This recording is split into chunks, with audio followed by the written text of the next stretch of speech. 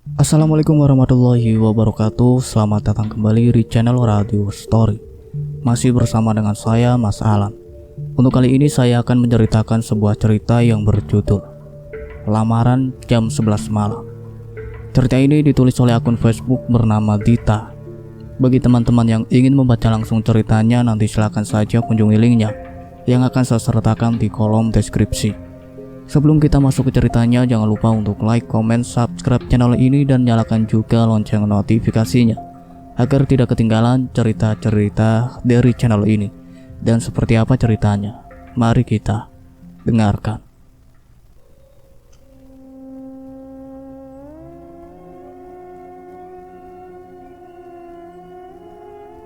Mas, kenapa kita harus malam pertama di tempat ini? Kan di kamar kita bisa, tanya Rinjani saat Jian membawanya ke tempat khusus, di mana tempat itu dipenuhi mawar hitam. Jian menyayat tangan Rinjani, menampung darahnya di dalam sebuah wadah kecil. Entah mimpi apa dia, sampai harus menikah dengan seorang pria asing yang ia temui di halte bis. Saat itu hujan turun deras sekali. Rinjani sesekali mengusap bahunya yang terasa menggigil. Sementara di kursi sebelah tampak seorang pria yang sedang duduk menatap kosong ke arah jalanan basah. Rinjani sesekali melirik. Namun, pria itu sangat dingin, bahkan lebih dingin dari suhu kala itu. Rinjani akhirnya memberanikan diri untuk bertanya. Awalnya tak dihiraukan oleh Jian. Namun sebuah ranting tiba-tiba melayang dan hampir mengenai wajah Rinjani. Namun dengan sigap ditepis oleh Jian. Rinjani sedikit terperanjat saat Jian berada tepat di hadapannya. Keduanya saling bersih tatap sampai akhirnya bus datang. Sesampainya di rumah, Rinjani lagi-lagi mendapatkan ocehan dari sang ibu. Ibu sering mengeluh akibat sang anak yang tak kunjung menikah di usianya yang sudah menginjak 30 tahun. Aduh Gusti, terus apa aku ini? Kau punya anak gadis gak kawin-kawin. Masa iya kau mau jadi perawan tua? Jani, ibu sudah muak mendengar ocehan para tetangga yang mengunjingkan kamu setiap hari. Ibu malu nak, ibu malu. Oceh Saida saat Rinjani baru saja pulang. Bahkan rambut dan wajahnya masih nampak sangat kusut. Tak ia hiraukan ocehan ibunya. Ia lebih memilih untuk masuk ke dalam kamarnya, lalu membersihkan diri. Waktu menunjukkan pukul 11 malam. Rinjani yang tengah sibuk mengerjakan pekerjaan yang menumpuk, tiba-tiba saja mendengar suara Rio di luar rumah.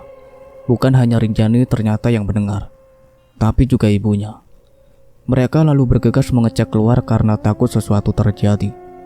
Tapi tak disangka, ternyata yang mereka lihat adalah rombongan pengantar pengantin yang membawa seserahan.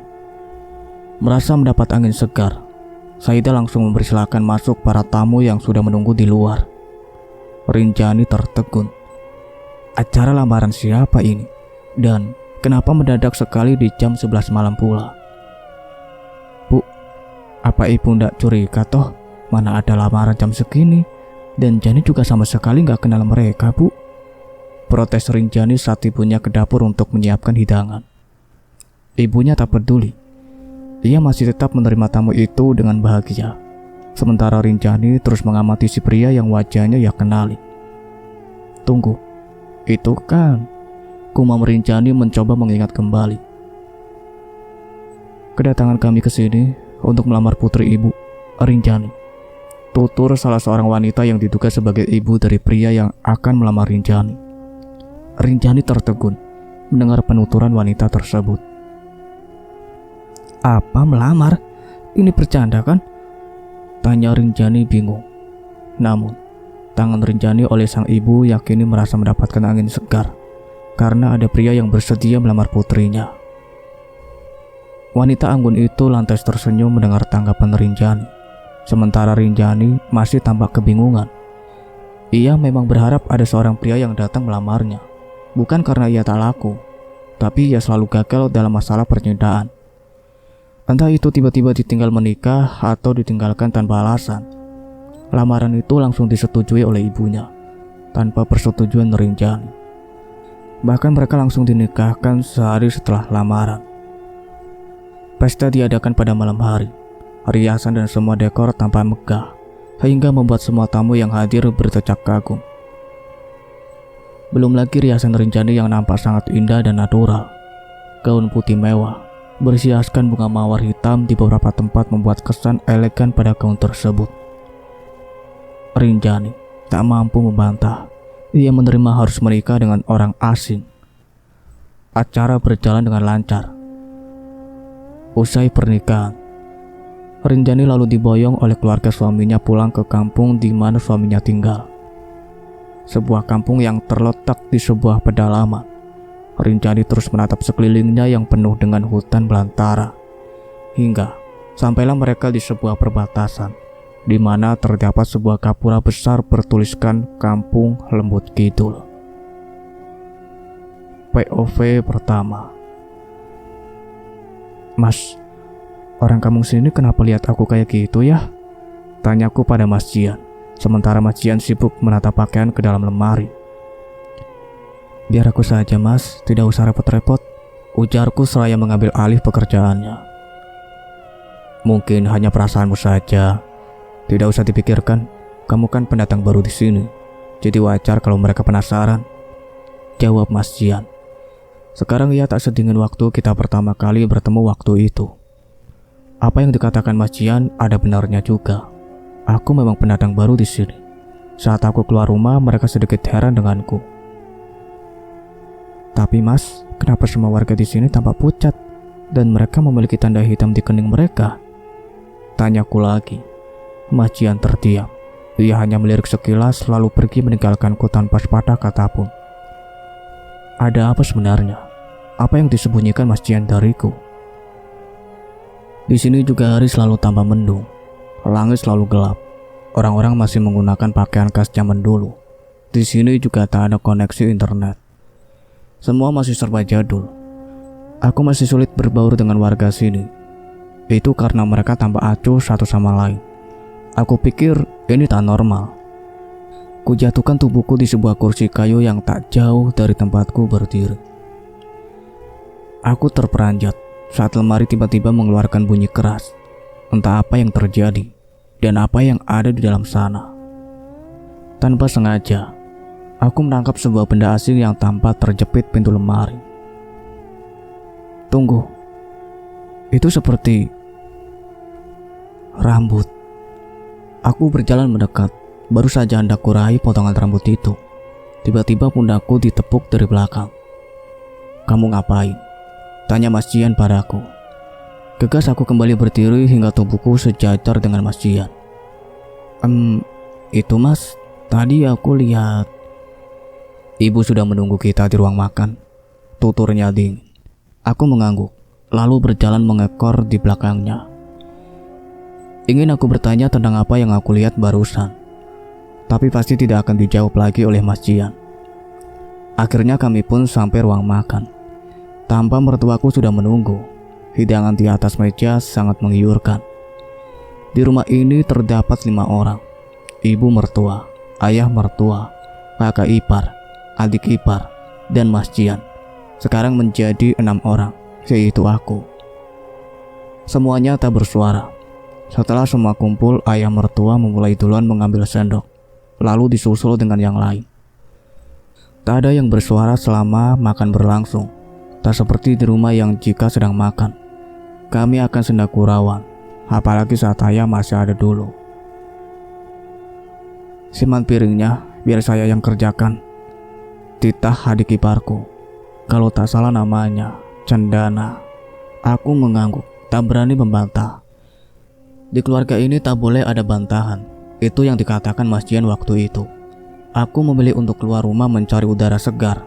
Semua orang tampak sibuk dengan pekerjaan masing-masing. Ada yang membawa cangkul ke sawah, ada yang sibuk menyapu halaman, dan ada yang hanya sekedar lewat saja. Nyapu bu, sapaku sekedar berbahasa basi pada tetangga depan rumah. Tapi wanita tua itu hanya tersenyum simpul.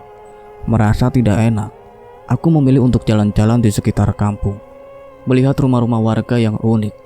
Di sana atap rumah masih menggunakan daun rumbia, papan kayu yang kokoh yang membuat rumah tampak indah dengan ukiran yang unik. Di sebuah rumah aku melihat anak kecil perempuan menatapku dengan tatapan aneh. Jujur, aku merasa risih. Tatapannya seperti menyeratkan sesuatu. Ia berpakaian seperti noni Belanda. Rambutnya pirang, matanya biru. Di ujung jalan aku melihat sebuah rumah yang berbeda dengan yang lainnya. Hanya satu rumah yang nampak modern. Rumah itu sudah menggunakan tembok bercat putih. Penasaran, aku menghampiri rumah itu. Suasananya sepi, banyak mawar hitam yang tumbuh di pinggir rumah. Tapi, rumah itu tambah aneh. Memiliki jendela, juga pintunya berada di samping. Sementara bagian depan rumah hanya kosong. "Ngapain kamu di situ?" Aku terperanjat saat suara itu tiba-tiba saja terdengar lantang. Seorang wanita tua berkebaya khas zaman dulu, dengan sanggul yang cukup besar, punggungnya sedikit bungkuk. Maaf, saya orang baru di sini," jawabku sekenanya. Orang itu menatapku dari ujung kaki hingga ujung rambut, menelisik dengan tatapan sinis. Aku juga menatap diriku sendiri, entah apa yang aneh. Dia juga mengendus aroma tubuhku. "Rinjani, sedang apa kamu di sini? Saya sudah bilang jangan kemana-mana, jangan lancang," tegur Mas Jian. Tiba-tiba datang sambil menarik tanganku. "Maaf Mas, aku hanya bosan berada di rumah, makanya aku keluar untuk melepas jenuh," pungkasku. "Di kampung ini tidak boleh sembarangan.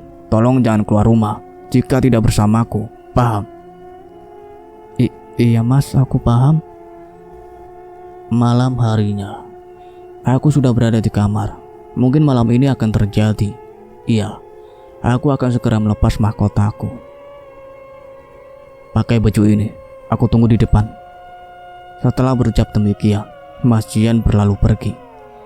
Dia meletakkan sebuah baju pengantin berwarna putih di atas kasur. Untuk apa gaun ini? Apa akan diadakan resepsi lagi? Bukannya sudah selesai. Sederet pertanyaan itu terus saja memenuhi benakku. Kupakai saja sesuai apa yang diperintahkan Mas Jian, lalu menyusul keluar. "Ayo, ikut aku," titah Mas Jian. Aku kembali mengikuti langkah Mas Jian. Entah pernikahan macam apa ini. Semua orang di sini aneh. Sampailah kami di rumah itu, di tempat di mana aku ditarik oleh Mas Jian tadi siang.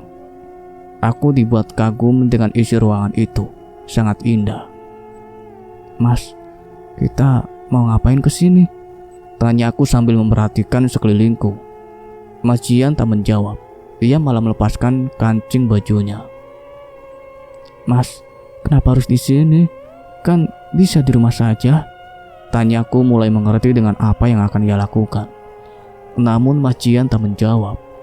Ia malah mengambil sebuah keris kecil, setelah itu meraih tanganku.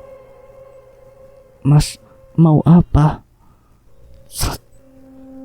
Seketika aku menjerit saat Mas Jian malah menyayat tanganku, lalu menampung darah yang keluar ke dalam wadah kecil.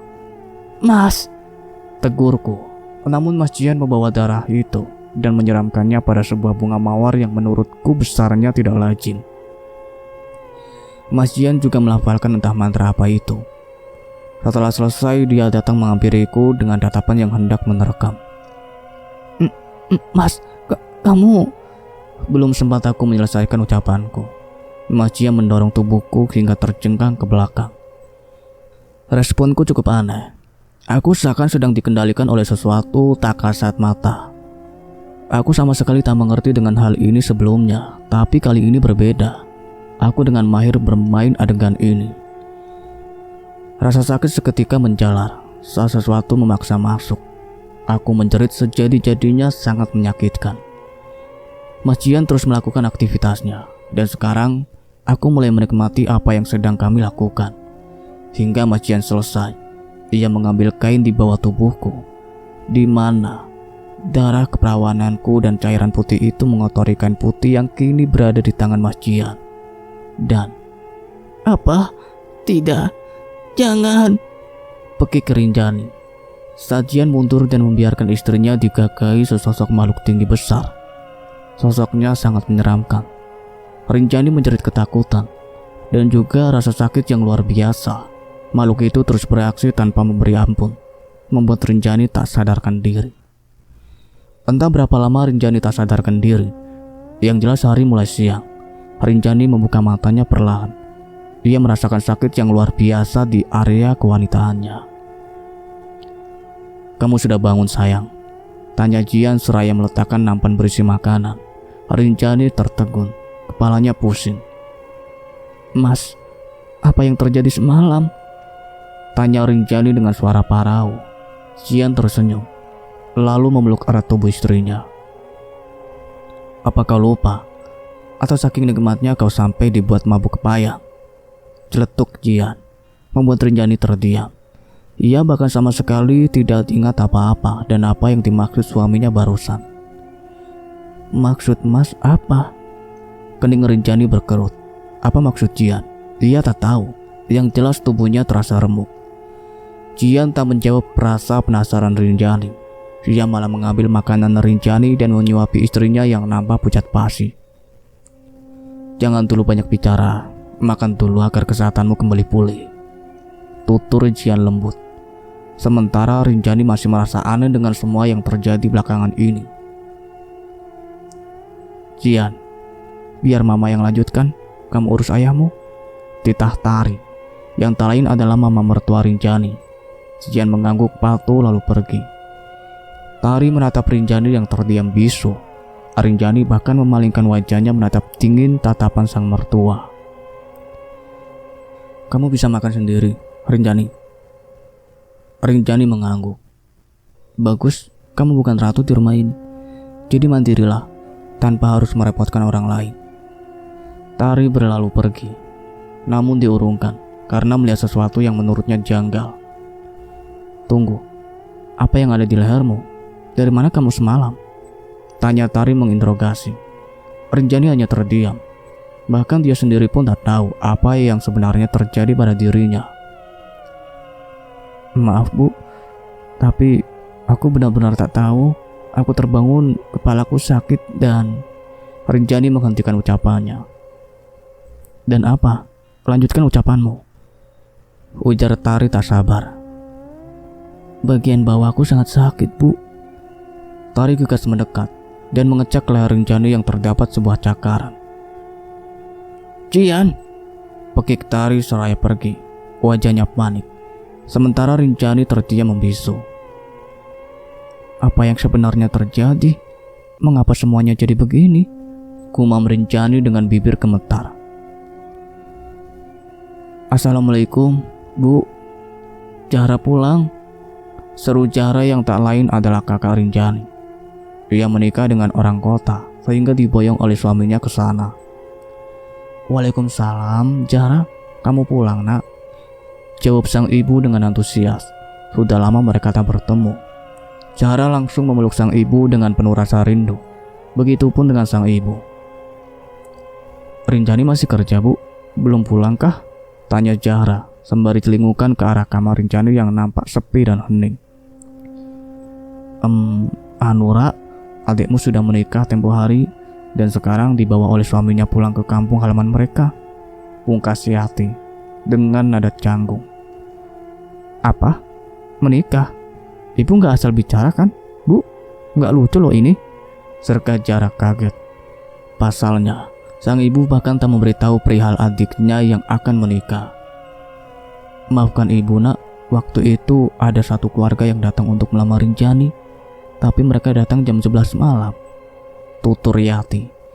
Zahra masih menambahkan raut keterkejutannya. "Terus, ibu terima gitu aja? Ada yang melamar tiba-tiba dengan waktu yang sangat tak masuk akal, dan ibu terima gitu aja? Apa Rinjani setuju dengan keputusan ibu?" cecar Zahra tak habis pikir. "Habisnya ibu malu, digibahin tetangga mulu. Katanya punya anak perawan tua, gak nikah-nikah. Ya sudah, ibu terima aja.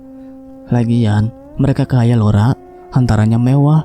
Mas kawinnya aja emas 500 gram. Gimana ibu gak tergiur coba?" jawab Yanti tambah antusias. "Astagfirullah ibu, istighfar. Ibu tergiur dengan harta dan tega korbanin anak ibu sendiri. Pokoknya, Zahra akan susul Rinjani ke sana. Zahra akan izin sama Mas Faisal dan minta Mas Faisal antar Zahra ke sana. Ra, kamu ini kenapa sih? Bukannya seneng ada kamu menikah, ini malah marah-marah gak jelas. Rianti mencabik kesal. Aku senang Rinjani menikah, tapi gak gini caranya, Bu. Apa naluri seorang ibu tidak sekuat itu? Bahkan aku yang hanya sebatas kakaknya pun merasakan ada hal yang tidak beres di sini. Kamu ini apa-apaan sih, Ra? Baru datang udah marah-marah aja sama ibu kamu. Gak takut kualat kamu ya? Astagfirullah, Zahra benar-benar gak ngerti sama jalan pikiran ibu. Dan kenapa ibu gak kabarin aku waktu Rinjani mau nikah? Cecar Zahra masih belum puas dengan jawaban sang ibu.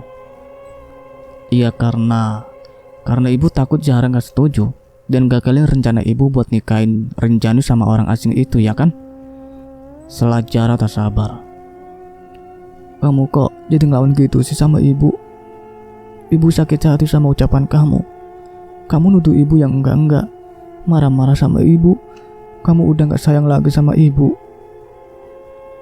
Ucap Yanti seraya menangis, sementara Zahra hanya membuang muka geram dengan jurus andalan ibunya.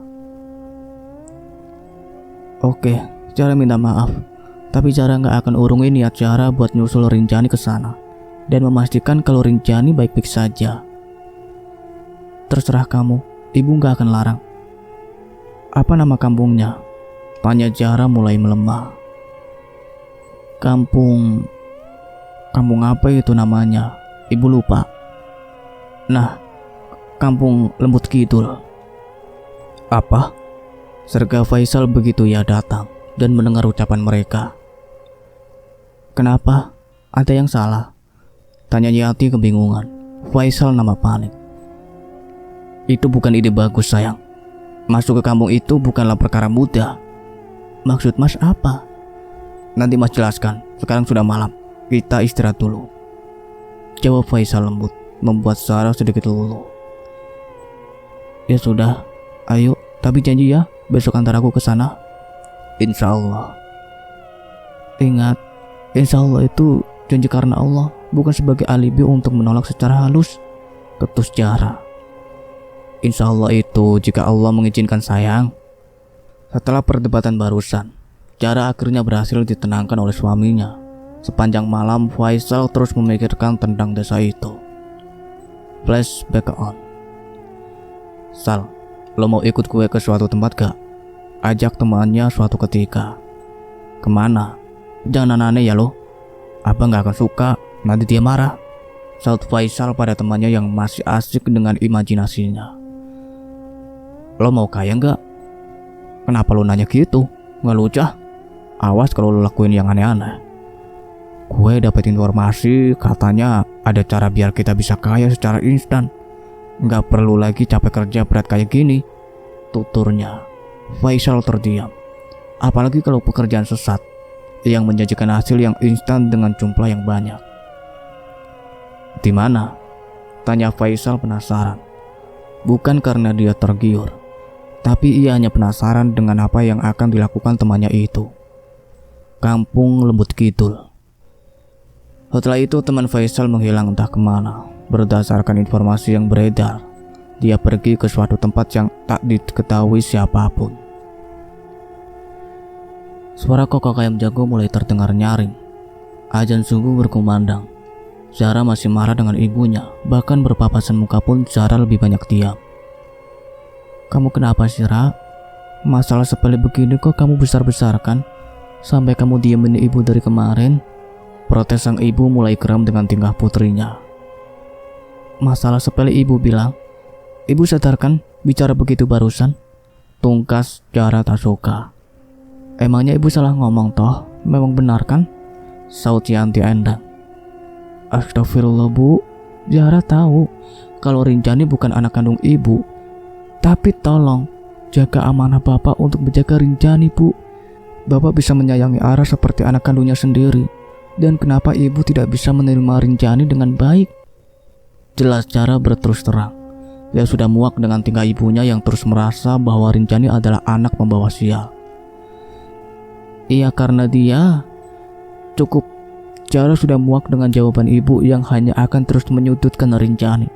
Sebaiknya ibu sholat agar pintu hati ibu bisa terbuka. Jara, cukup. Maafkan Jara, Bu.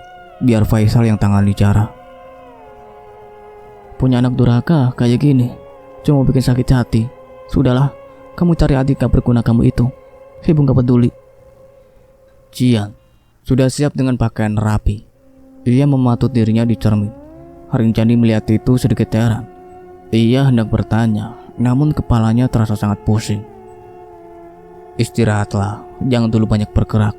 Jika ibu banyak bertanya tentang apapun itu, bilang saja tidak tahu. Tutur Jian tanpa menoleh. Mas, mau kemana?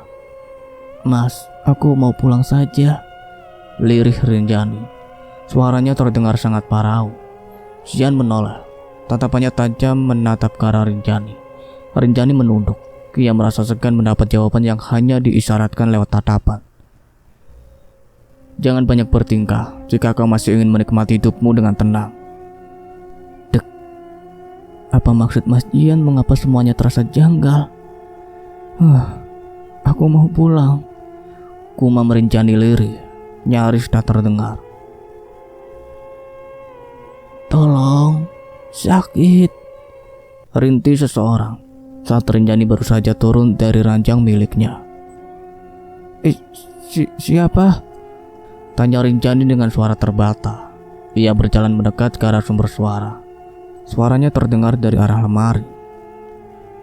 Jantung Rinjani semakin berpacu mendengar suara itu. Suara semacam benda keras yang dibenturkan ke dinding. Siapa? Ada yang bisa saya bantu? Kamu kenapa? Kamu siapa? Sederet pertanyaan itu terus terlontar dari mulut Rinjani. Namun, tetap tak ada jawaban. Suara nyaring itu pun menghilang. Rinjani mengayunkan tangannya mencoba membuka lemari kayu berukuran besar yang tak boleh dibuka oleh siapapun selain Jian. Rinjani, apa telingamu tidak berfungsi dengan baik saat aku mengingatkanmu soal larangan menyentuh lemari itu? Tugas Jian yang tiba-tiba saja datang. Sontak Rinjani menarik kembali tangannya. Ia urung menyentuh lemari itu apalagi membukanya. Maaf mas, bukannya aku lancang, tapi barusan aku mendengar suara aneh dari dalam lemari itu. Dalih Rinjani. Sekucur tubuhnya terasa gemetar diintimidasi oleh suaminya sendiri. Ibu memanggilmu. Tutur suaminya mengalihkan pembicaraan. Rinjani mengangguk, lalu beranjak pergi. Saat ia melewati suaminya, tiba-tiba tangan saya dicekal oleh Jian. Ia menarik Rinjani agar mendekat dengannya. Jian mengarahkan wajahnya di telinga Rinjani. Jangan ikut campur dalam semua hal yang bukan urusanmu, atau kau akan tahu akibatnya. Ujar Jian terdengar seperti ancaman. Baik, mas, maaf. Setelah berucap demikian, Rinjani langsung pergi meninggalkan Jian.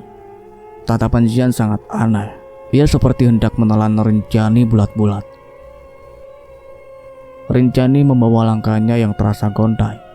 Beberapa kali ia hampir terjatuh, hingga akhirnya ia tersandung dan tersungkur ke lantai. Au, rintihnya. Namun di sisi lain, sudut matanya tak sengaja menangkap pemandangan yang sulit dipercaya dengan logika. Astagfirullah ya Allah, pekik Rinjani. Seketika tanah berguncang. Rinjani dibuat shock apalagi dengan apa yang barusan ia lihat dengan mata kepalanya sendiri.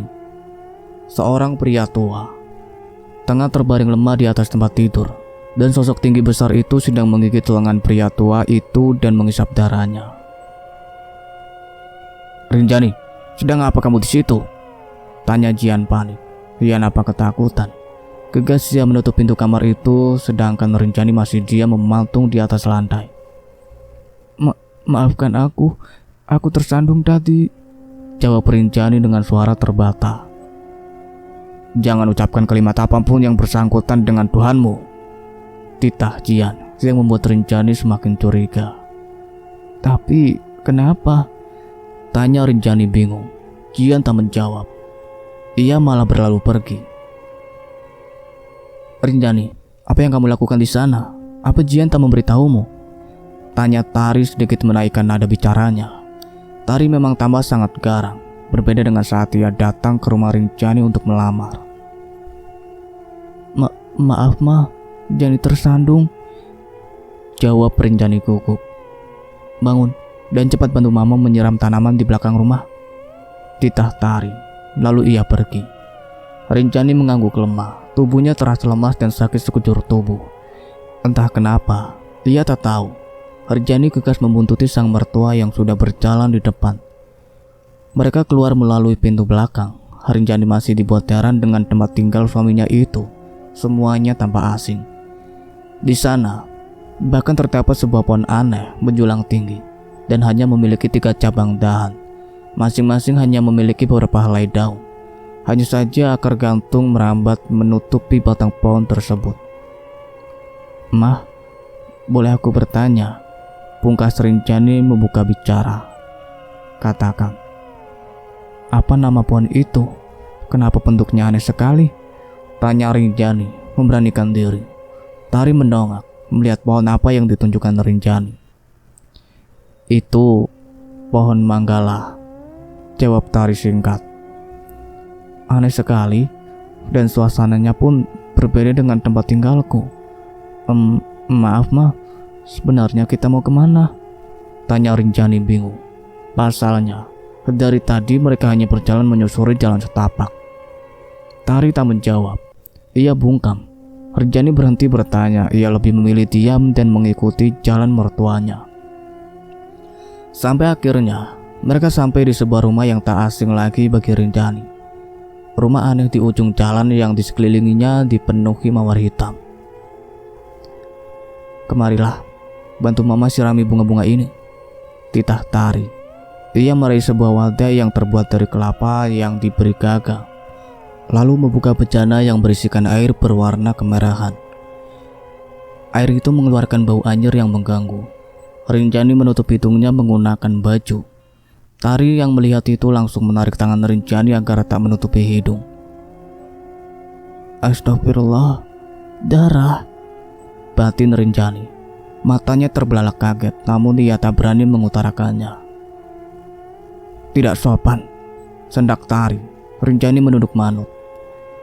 Satu persatu bunga mawar hitam yang tampak sedikit layu itu kembali segar saat darah itu mengguyur kelopak bunga mawar hitam itu.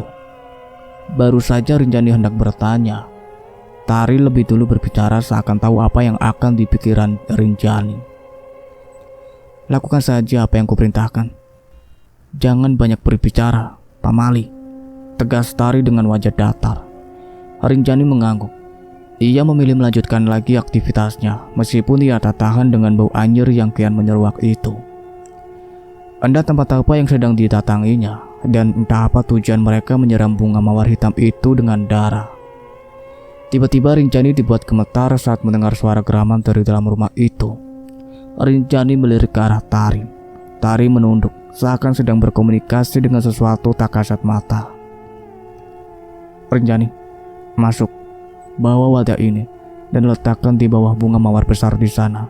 Ingat, jangan sesekali kamu menoleh saat ada yang memanggilmu, atau kamu akan menerima konsekuensinya. Paham? Titah Tari seraya menyerahkan sebuah wadah berukuran sedang yang terbuat dari emas dengan ukiran kuno yang memenuhi sisi bagian wadah itu. Baik Mah, kamu tahu jalan pulang. Mama pulang duluan. Kalau kamu lupa, kamu ikuti saja jalan setapak ini. Kamu akan bertemu dengan rumah di ujung nanti, tutur Tari, membuat Rinjani terperangah. Apa-apaan ini? Aku ditinggalkan di sini sendirian. Batin Rinjani tak percaya, tapi ia tak berani membantah. Ia hanya mengangguk mengiyakan. Dengan langkah yang sedikit tertatih, Rinjani masuk ke dalam rumah itu. Suasananya muram, namun indah. Rinjani tak berani terlalu mengamati ruangan itu. Namun yang jelas ruangan itu seperti tak asing baginya. Sebuah ranjang berukuran besar tersemat dengan kelambu dan spray serba hitam. Rinjani mencari keberadaan bunga itu, dan ternyata bunga tersebut berada di depan ranjang besar dan menghadap langsung pada ranjang itu. Ya ampun, tempatnya serem banget. Kumam Rinjani seraya meletakkan wadah yang ia bawa di bawah bunga mawar besar itu. Besar sekali. Jenis apa ini? Aku baru melihatnya. Kumam Rinjani lagi. Rinjani tertegun. Ia kaget bukan main. Seseorang memanggilnya dengan lembut, tapi suara itu seperti suara Jian. Rinjani, sini sayang, serunya lagi. Rinjani tak berkutik. Ia lalu berbalik hendak pulang. Rinjani, aku Jian. Mendengar kalimat itu, Rinjani menoleh dan benar saja, ia melihat Jian di atas ranjang besar itu. Jian dengan tidur dengan posisi miring menghadap Rinjani. Bak terhipnotis Rinjani membawa langkahnya kian mendekat ke arah Jian. Jangan dekati iblis itu. Dek, Rinjani mematung. Ia urung melanjutkan langkah kakinya. Suara barusan terdengar begitu saja di telinganya. Suara perempuan yang terdengar marah dan penuh dendam. Rinjani, kemarilah. Bujuk sosok itu lagi. Rinjani masih mematung di tempatnya. Entah kenapa ia menjadi ragu untuk menghampiri sosok yang menyerupai Jian itu. Rinjani, kemarilah. Bentak sosok itu dengan suara yang terdengar sangat berat. Rinjani tersentak kaget. Sosok itu berubah menjadi makhluk tinggi besar berbulu lebat. Taringnya mencuat keluar. Astagfirullah, ya Allah. Bumi kembali berguncang saat kalimat itu kembali terucap. Sosok itu marah besar. Ia siap menyerang Rinjani dengan kuku tajamnya yang hitam dan panjang. Rinjani berhasil mengelak dan terus menghindar dari serangan makhluk itu. Tolong, tolong! Pekik Rinjani kalap.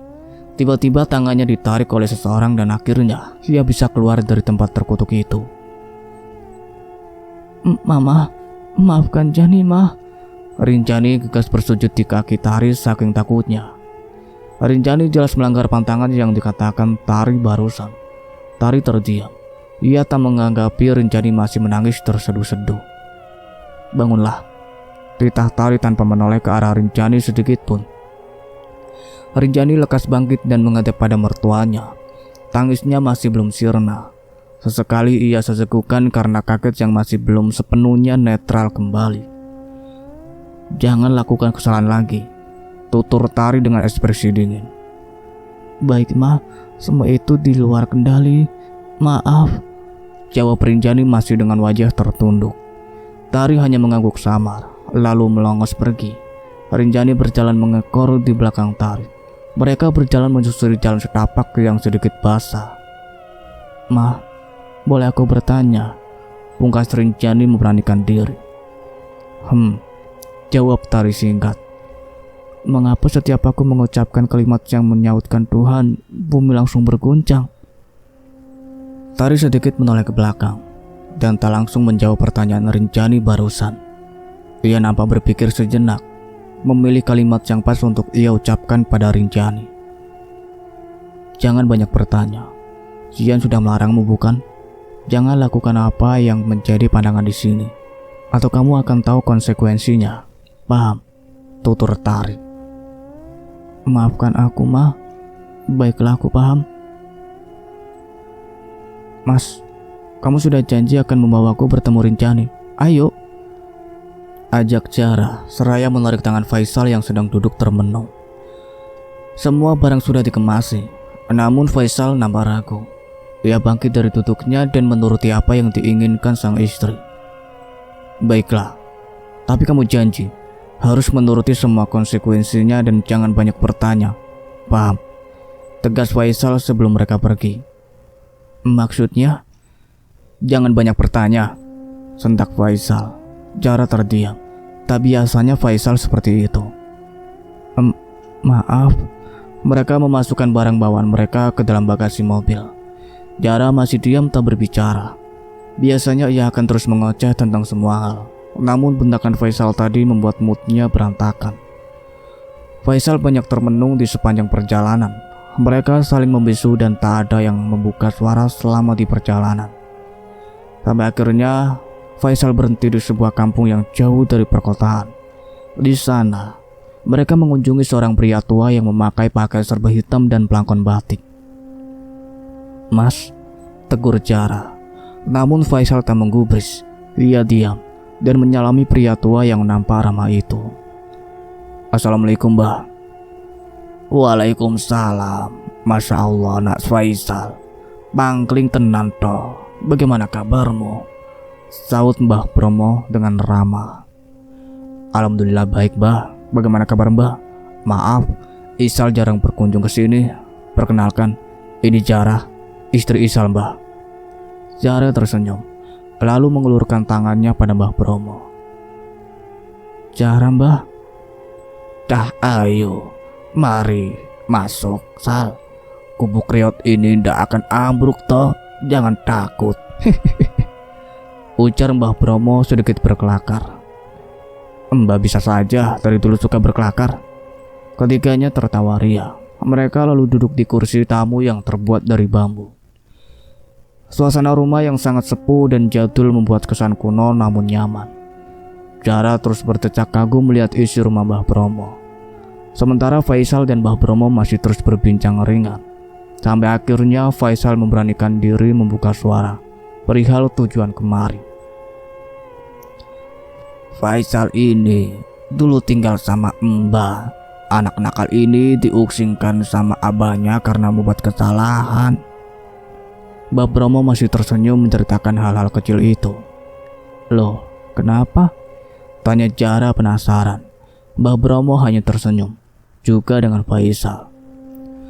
Belum saatnya kamu tahu, nanti waktu yang akan menjawab. Kening Jara tertaut mendengar jawaban Mbah Bromo. Maaf Mbah, tujuan Isal kesini mau minta tolong.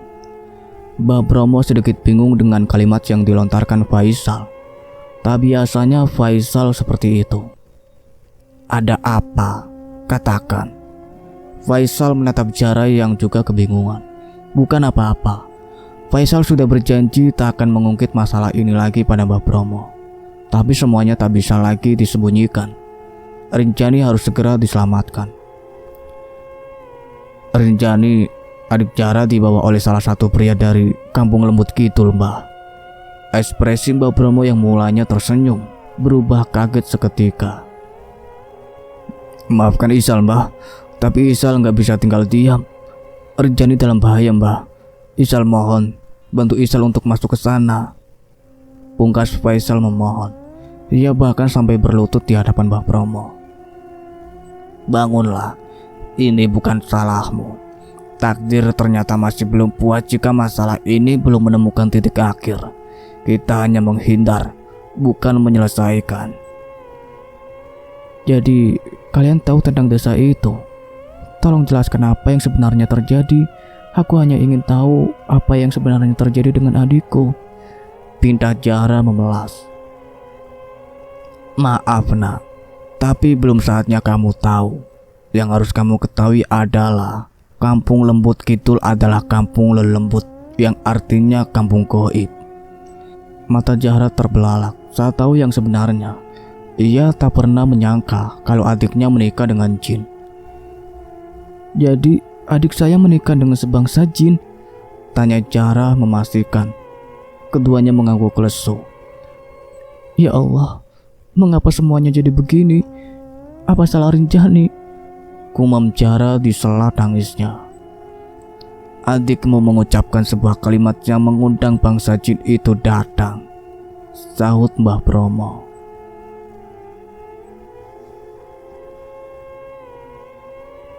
Cukup sekian ceritanya sampai di sini, nantikan kelanjutan ceritanya. Saya akhiri. Wassalamualaikum warahmatullahi wabarakatuh.